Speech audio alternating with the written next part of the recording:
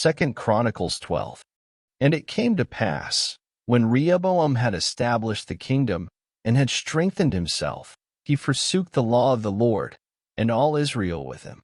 And it came to pass, that in the 5th year of King Rehoboam Shishak king of Egypt came up against Jerusalem, because they had transgressed against the Lord, with 1,200 chariots and 70,000 horsemen.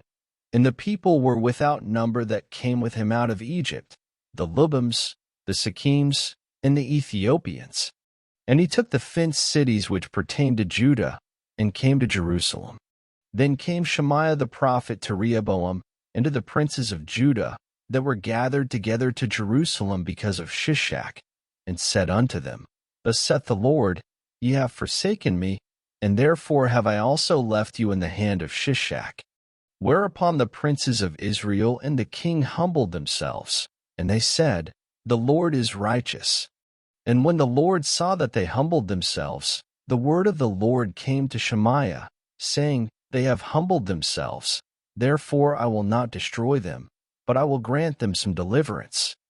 And my wrath shall not be poured out upon Jerusalem by the hand of Shishak. Nevertheless they shall be his servants, that they may know my service, in the service of the kingdoms of the countries. So Shishak king of Egypt came up against Jerusalem, and took away the treasures of the house of the Lord, and the treasures of the king's house. He took all. He carried away also the shields of gold which Solomon had made. Instead of which King Rehoboam made shields of brass, and committed them to the hands of the chief of the guard, that kept the entrance of the king's house. And when the king entered into the house of the Lord, the guard came and fetched them, and brought them again into the guard chamber. And when he humbled himself, the wrath of the Lord turned from him, that he would not destroy him altogether. And also in Judah things went well. So King Rehoboam strengthened himself in Jerusalem, and reigned.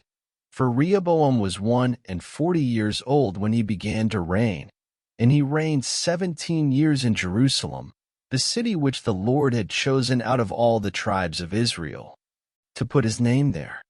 And his mother's name was Naamah an Ammonitess. And he did evil, because he prepared not his heart to seek the Lord.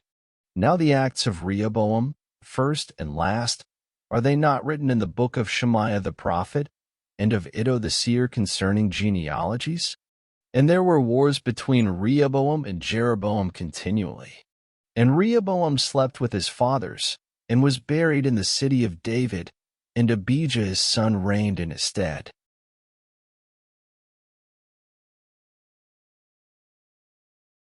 Thank you for listening.